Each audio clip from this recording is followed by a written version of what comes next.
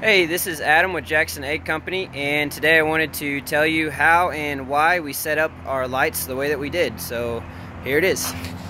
As you can see right there, there's one of our first lights in the barn, and then we've got those all the way down. That one's not turned on at the moment. I think I just need to click it. But anyways, got them all the way down the barn. And these are just normal fluorescent, or yeah, I think that's what they're called, or LEDs, sorry.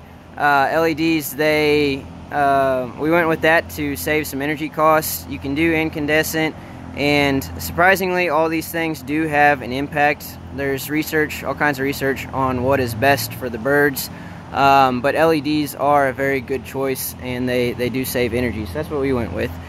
And it's also particular about how many lumens actually reach the bird at the bird level. Lumens are basically just the intensity of light that the bird receives. So you might think that lights aren't all that important because it's wide open and bright in here with the sunlight. I kind of wish that it wasn't so bright, because it's known that that birds will actually have higher activity, and they can have a little bit of aggressive nature with too bright of light. But in a greenhouse, this is kind of the best that we can do. I do plan to put tarps on these in the summers to help keep it cool and block some of that sunlight so it's not quite as bright.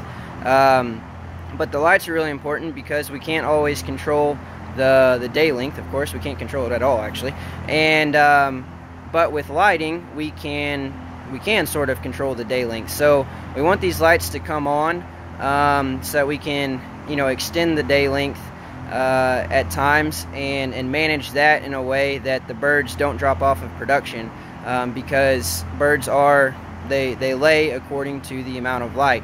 There's all kinds of lighting schedules. I'll attach that. I use the Highline manuals. They have a lot of good information, so I'll attach that link at the bottom of this page so you can see that, and then you can kind of figure out what lighting schedule that you need from there. But as far as the lumens go, I'll show you. So these bars right here are spaced 8 feet apart. So I've got lights every 16 feet. That's just what I had to work with, and I think that was pretty close to what I wanted to get the correct amount of lumens down here at bird level. It's very hard to calculate, and that's what I came up with and feel pretty comfortable with. That's common in poultry barns, something close to that. Then the other control that I have set up for them is right over here. So what I used is a torque, and open it up. It's a torque E101PB, and anyways, that's how you wire it right there. That's for 120.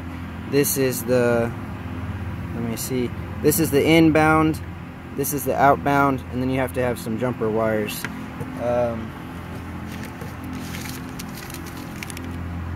This right here is my little schedule of how you wire it up. Torque is really good at with their customer service. I talked to Hack, and he was very helpful. So if you have any questions on that, then talk to them. I'll also do another video of how to set up this, and also the wiring. So I hope that was helpful. That's how I set up my lighting, and I think it'll work pretty well.